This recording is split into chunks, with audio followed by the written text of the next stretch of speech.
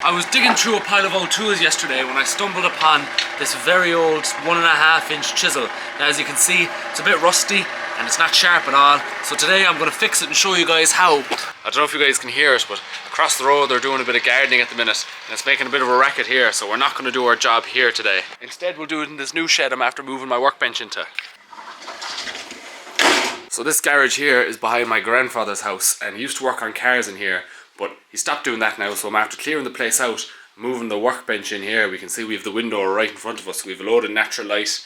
It's a place to store the trailer I've recently got, so I'll use that to move stuff up the country when I'm doing the shows. Here's where I'm storing all the bits and bobs I'll be moving up the country when I'm giving my demos. We have the collapsible timber frame tent here, our chair, our mobile workbench, and then over here, holding my coat, we have the shave horse. It's also where I'm storing the toolbox at the minute, which is making life hard because I go to look for something at home and I suddenly realise it's all the way down here. The windows need a bit of a clean, but we can see there now, we've even got a guest across the road on the roof. Look at him. But either way, this place gives us a much more quiet environment to work on this chisel here. I got a few other tools as well that I need to restore down the line. An old record number 3 here.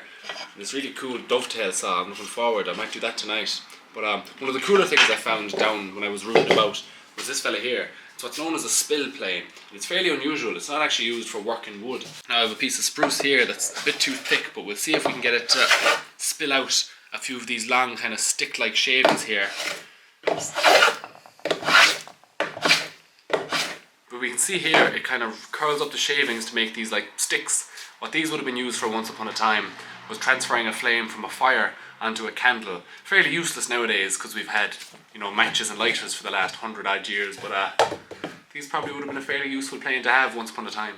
So we'll start by giving it the usual blast of WD-40, then coming along with a bit of 120 grit sandpaper here and just taking off all that rust.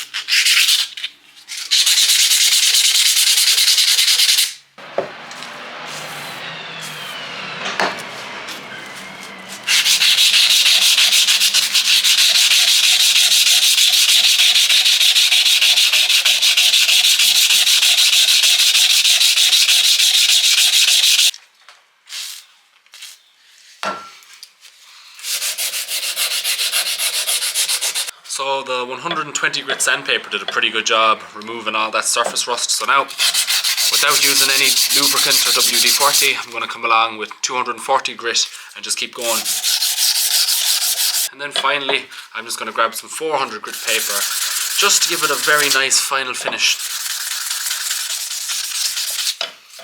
So now that we have all the cleanup done, it's time to start sharpening. And before we can do that, I need to make sure the back of the chisel is perfectly flat. If you don't have the back of your chisel dead flat, it won't perform correct. So I'm probably going to spend the next 10 or 15 minutes just doing this. You can see already how these patches here are already becoming flat. So given how hard this steel is, it's going to take us a while, but we just got to stick at it. So we have it fairly flat almost all the way to the end. Now I'm going to start turning it around and just freehand flattening it like this. Now ideally the end of any chisel should be square. The only square I have in this shop at the minute is this rusty old one here I need to restore. But even still we can see that this fella is fairly off square. So the minute I'm just freehand grinding, putting a bit of pressure on the left hand side to try level it out.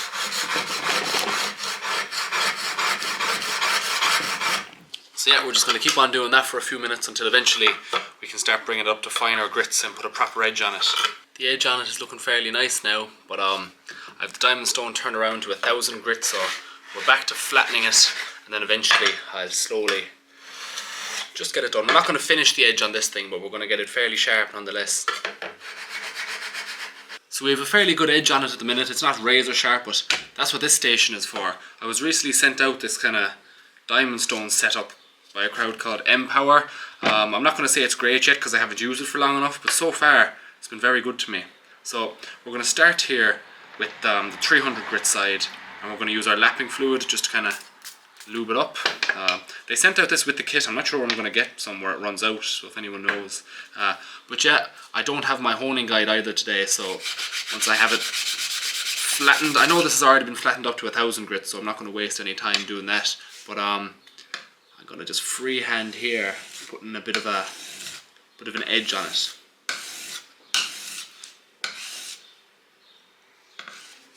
I'm using all these rags to constantly remove away the lapping fluid so I can get an eye on that edge.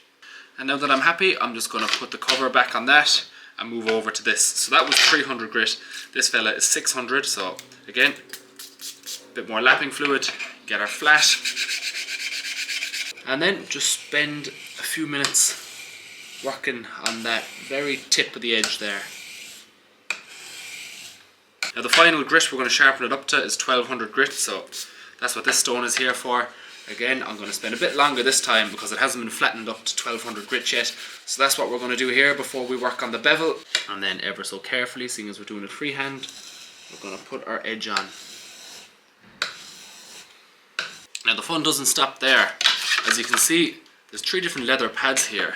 And they all came with these kind of waxes. So this is stage 3, this is stage 1, and this is stage 2. So if we pop these fellas open, we get these chalky looking things, and we can just rub them all over our strapping pads here, and in theory that should sharpen it up to, it says on the side here, 1800 grit. So normally I just have a single piece of leather with some car buffing compound, but this seems a bit more sophisticated. So now for our stage 2, it's essentially just a finer powder. It's white this time, so they're colour coded for us, but I'm going to leave them in the box anyway, just in case. And this fella should bring us up to 2500 grit. And then finally, this fella here is blue. The leather seems slightly different on this one as well, as if it's finer too. I don't think it's proper leather, I think it's fake, but yeah, this fella should bring us up to 5000 grit. And yeah, I can see already that's pretty much brought us up to a mirror finish on the back here anyway. We'll see what it does now to the bevel.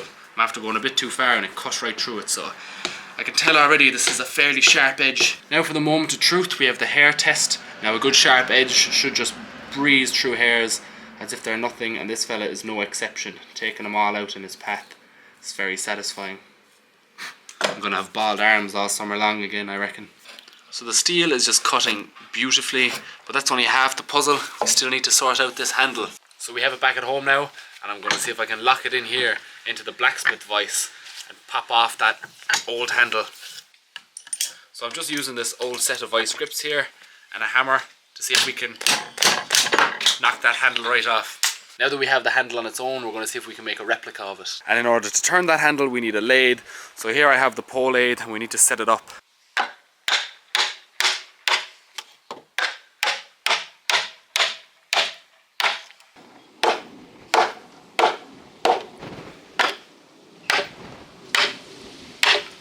So here we have the pole lathe back in action.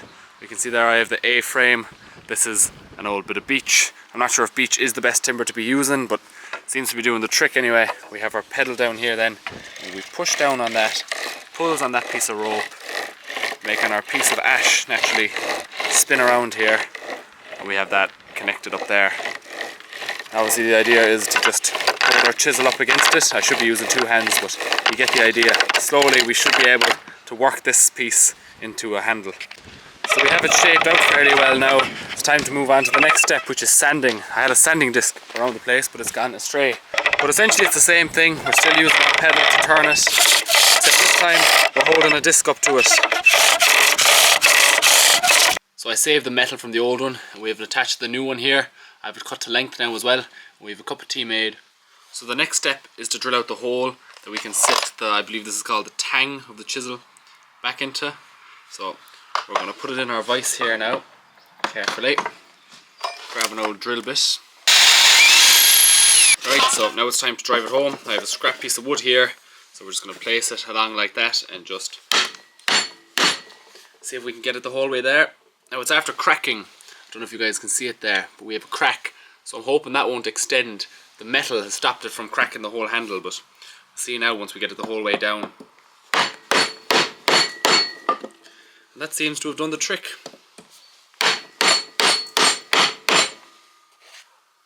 Magic. Delighted now that worked. Next we have to introduce the handle to my near and dear friend Lindsay Doyle, so we'll just get a bit of that in there and that'll protect and seal the handle. Magic. So here we have it, lads, all ready to go do some work. I doubt I'll be using it for fine carpentry, and although it's not a firmer chisel, I probably will use it to go timber framing tomorrow. If we look at the back here, you can still see there's a small bit of pitting that's going to become a problem down the line. But she works, she shaves, so we'll get plenty use out of it. So there we have it, lads. Thank you for watching. Hopefully now we can get back on the horse and continue to make these longer form videos. Plenty shorts, but you know, there's a bit more effort that goes into the longer form. Thanks again for watching. Talk to you in the next one. Good luck.